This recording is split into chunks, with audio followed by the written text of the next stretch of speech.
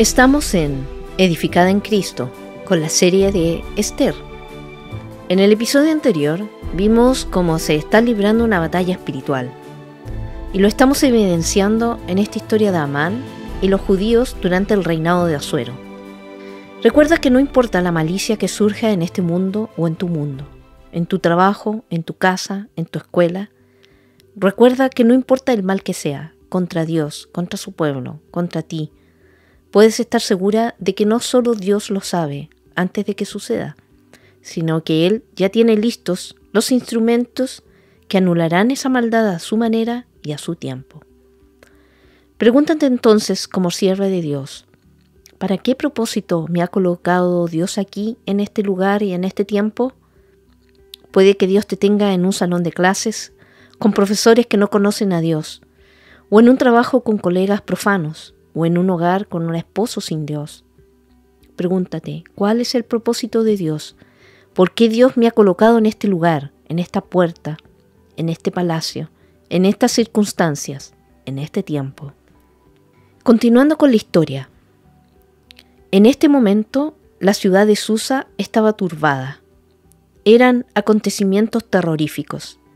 Y en Esther capítulo 4, versículo 1 al 3, se expresa lo siguiente. Cuando Mardoqueo supo todo lo que se había hecho, rasgó sus vestidos, se vistió de cilicio y ceniza y salió por la ciudad, lamentándose con grande y amargo clamor.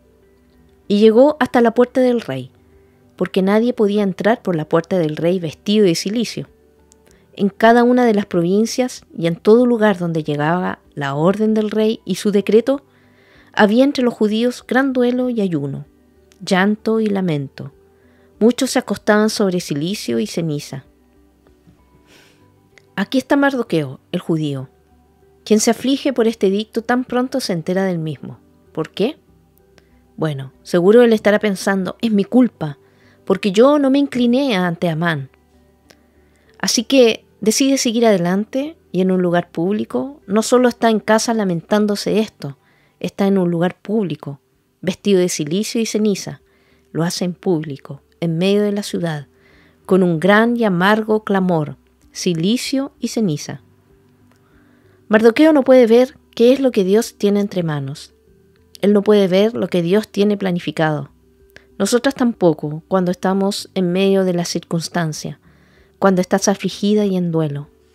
Pero a través de la fe y de la fidelidad, Mardoqueo se convierte en un instrumento a través del cual puede cumplirse la voluntad de Dios. Él solo puede ver la crisis inmediata, que era suficiente para empujarlo a tomar acción. Pero lo que estaba sucediendo con Mardoqueo y hasta con su aflicción era realmente solo una pequeña pieza de un inmenso y eterno cuadro. La batalla no es entre Mardoqueo y Amán. La batalla es entre Satanás y Dios. Y cuando nos ponemos del lado de Dios, cuando respondemos a la crisis de una manera piadosa, agradable a Dios, nos convertimos en un instrumento para que los propósitos de Dios sean cumplidos en tu pequeño rincón en la tierra. Pensemos en estos judíos, que eran la tercera y la cuarta generación que vivían en Persia. Algunos habían regresado a su tierra bajo Esdras, pero no la mayoría. Ellos habían asimilado la cultura persa. Muchos de ellos, sin duda, eran judíos solo de nombre. De modo que Dios usa la presión. Dios usa la amenaza de la persecución. ¿Pero para hacer qué? Para convertir sus corazones, para revivirlos, para hacerles una llamada despertadora y ayudarlos a ver la maldad de la cultura a la cual ellos estaban tan acostumbrados. Dios quiere purificar a su pueblo. Quiere recordarles que ellos no encajan en esta cultura, no pertenecen en esta cultura y se están pareciendo demasiado a ella. Dios quiere llevar a su pueblo al arrepentimiento. Él quiere preservarlo y protegerlo.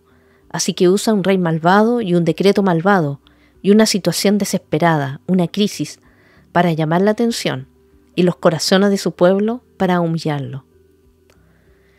Esther no estaba ajena a lo que estaba sucediendo en Susa, y especialmente a Mardoqueo, y leemos en Esther capítulo 4, versículo 4 al 5. Vinieron las doncellas de Esther y sus eunucos y se lo comunicaron, y la reina se angustió en gran manera. y envió ropa para que Mardoqueo se vistiera y se quitara el cilicio de encima, pero él no la aceptó. Entonces Ester llamó a Atac, uno de los eunucos que el rey había puesto a su servicio, y le ordenó que fuera a Mardoqueo, para saber qué era aquello y por qué. Ester envía un mensajero para averiguar lo que está pasando, y Atac investiga la situación. A ella le importa Mardoqueo y quería saber más, lo que me lleva a preguntarte, ¿sabes lo que está sucediendo en nuestra cultura y cómo está afectando al pueblo de Dios? ¿Tienes un entendimiento de los tiempos que estamos viviendo? ¿Estás al tanto de estas guerras culturales, de lo que está pasando en el mundo que afecta a los creyentes? ¿Estás enterada de las guerras en el pueblo de Dios? El problema real no es lo que le está pasando al pueblo de Dios, sino lo que está pasando dentro del pueblo de Dios, lo que está pasando en la iglesia, la carnalidad, la mundanalidad del pueblo de Dios dentro de la iglesia. Eso es lo que realmente es la causa de nuestra aflicción. Ese es nuestro verdadero problema. Esto debería afligirnos, el hecho de que hoy en día hay personas que pueden ser miembros activos y de buena reputación en la iglesia, pero con relaciones rotas, con amargura, con odio, con matrimonios que se están derrumbando, y la iglesia no se les acerca, diciéndoles, esto no puede ser o esto no está bien. Solo estamos dejando que las cosas sucedan. Estamos viendo adicciones, laceración de partes del cuerpo, abortos, todo esto dentro de la iglesia. La avaricia, vivir por el dinero todopoderoso, sin importar los pobres, los oprimidos, y esto dentro de la iglesia. Y debería afligirnos, es doloroso. No podemos esperar que el mundo alguna vez sea piadoso. El mundo no puede ser piadoso, no tiene a Dios. Pero que esta sea la condición de la iglesia, debería rompernos el corazón. Debería afligirnos en gran manera. No podemos sencillamente sentarnos en nuestros pequeños círculos cristianos, nuestros pequeños palacios cristianos y decir, mi vida está bien, mientras haya un pueblo de Dios en tan grande aflicción. De esto se trata la historia de Ester. Es sobre una mujer que dice, estoy dispuesta a dejar la comodidad, la seguridad, la conveniencia de mi posición como reina, y estoy dispuesta a hacer algo, aunque me cueste la vida, con lo que está pasando en el pueblo de Dios. Y Ester hace algo. Y leemos en Ester capítulo 4, versículos 6 al 9. Y salió Atac, a donde estaba Mardoqueo, en la plaza de la ciudad, frente a la puerta del rey. Y Mardoqueo le informó de todo lo que le había acontecido, y la cantidad exacta de dinero que Amán había prometido pagar a los tesoros del rey por la destrucción de los judíos. Le dio también una copia del texto del decreto que había sido promulgado en Susa para la destrucción de los judíos, para que se la mostrara a Ester, y le informara y le mandara que ella fuera al rey, para implorar su favor y para interceder ante él por su pueblo. Regresó a Atac y contó a Ester las palabras de Mardoqueo. Así que Mardoqueo le envía instrucciones a Ester para rogarle al rey a favor de su pueblo.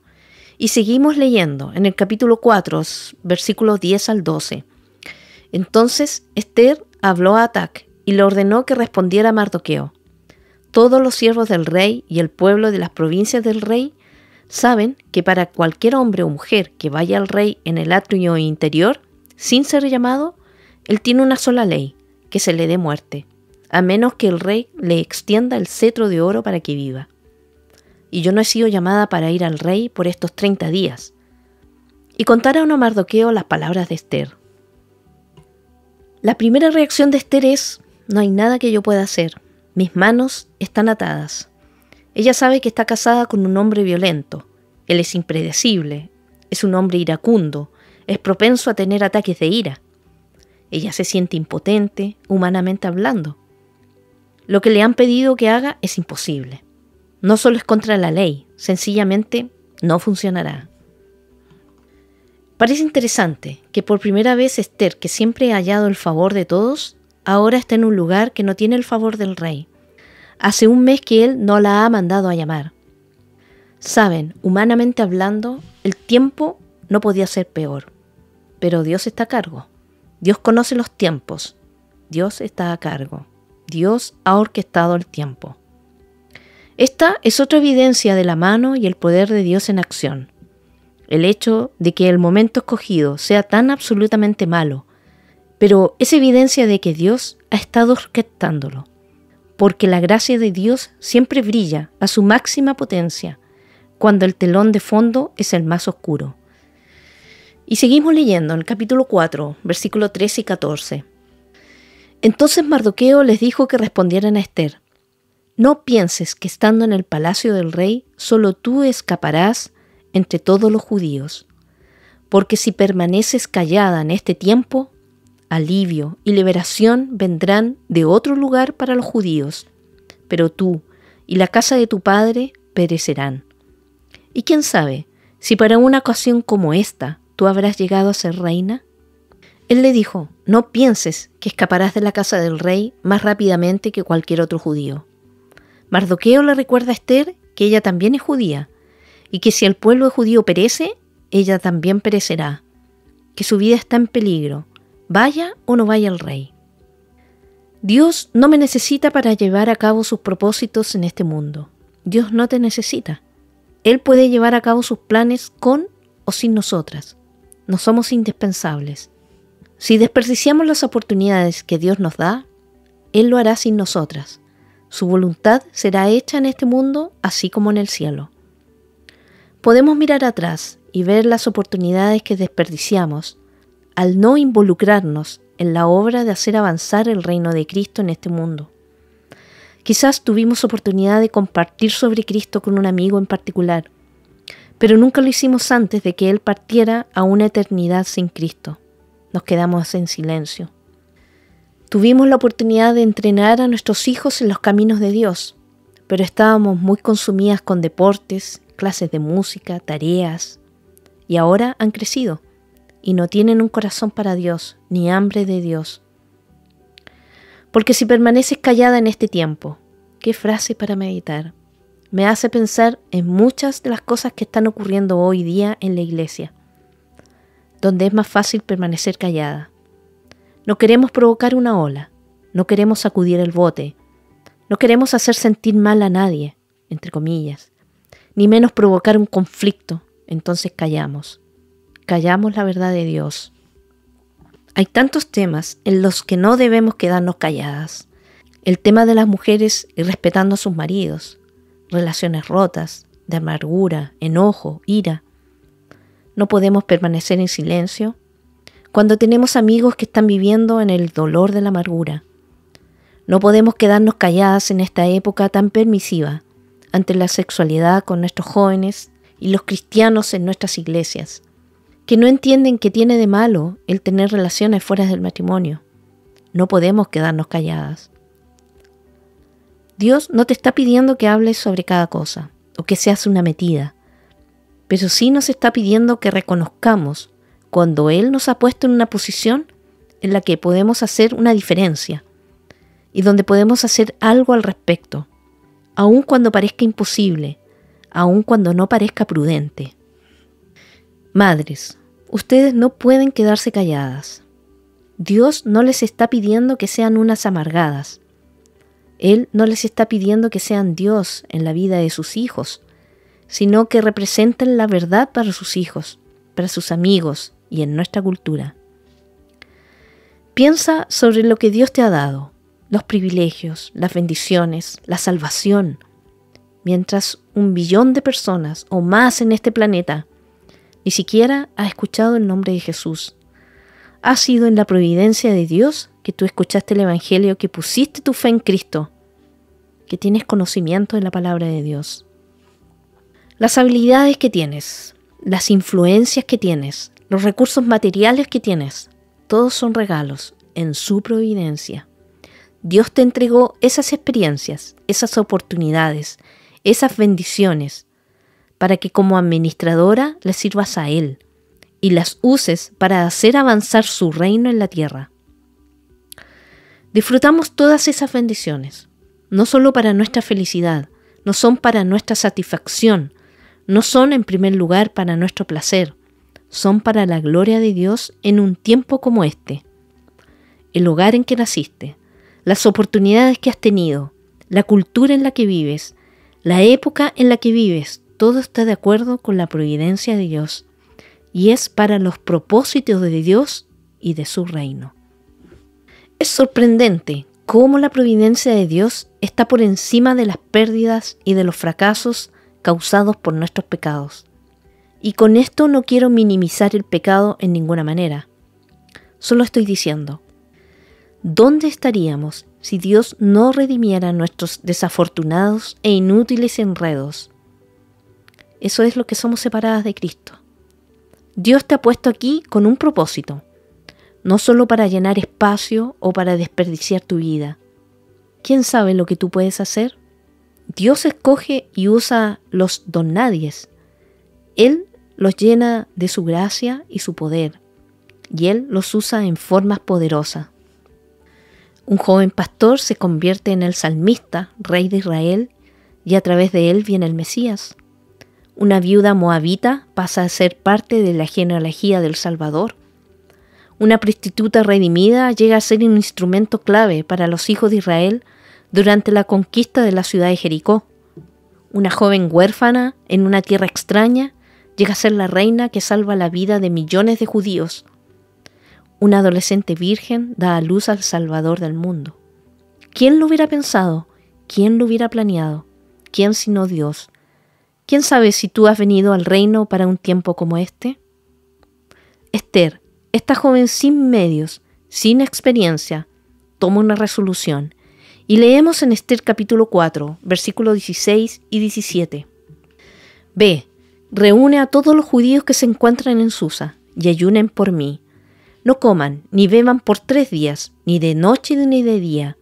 También yo y mis doncellas ayunaremos. Y así iré al rey, lo cual no es conforme a la ley, y si perezco, perezco. Y Mardoqueo se fue e hizo conforme a todo lo que Esther le había ordenado. Ella propuso en su corazón que actuaría, pero no actuaría enseguida. Primero dijo, necesitamos ayunar. Aunque el texto no indica explícitamente que la oración estaba implicada en este ayuno, podemos inferir de que lo estaba. Ayunaban con el fin de volver sus corazones hacia Dios. Estaban desesperados. Pedían a Dios valor, sabiduría y dirección, pidiendo que Dios les concediera el favor del rey, que interviniera de forma sobrenatural, ya que sabían que esto era lo que cambiaría la situación, y que nada más lo haría. Esta era una situación que no se podía solucionar a través de medios ordinarios. Es asombroso ver cómo Dios utilizó esta crisis para reunir, incluso para restablecer los corazones de su pueblo, cuando ellos no tenían a dónde acudir sino a Dios. Y fue allí donde acudieron. Es una enseñanza magnífica, donde lo primero para hacer una crisis es correr a Dios, humillarse. El ayuno es una muestra de nuestra humillación. Reconoce nuestra necesidad de Dios. Ante la crisis, detengámonos y busquemos la dirección de Dios. Busca su favor en la situación. Esta no era una época para ocultar su identidad como judíos. Esta era una época para que el pueblo de Dios se diera a conocer y para unirse en esta batalla. Solo imagínate si todo el pueblo de Dios hoy se reuniera en tu comunidad, en tu iglesia, en la nación, para orar intensamente, detener lo que estamos haciendo y reunirnos en oración y ayuno para que los propósitos de Dios se cumplan. Esther sabía que debía ir, pero primero necesitaba tener el accionar de Dios, su dirección, su intervención a su favor. La resolución de Esther es: iré al rey, después que vayamos al único rey. Permítame recordarles que la sumisión a la soberanía de Dios y la confianza en su providencia, de la que hemos estado hablando en esta serie, no significa que te sientes cómodamente y no hagas nada.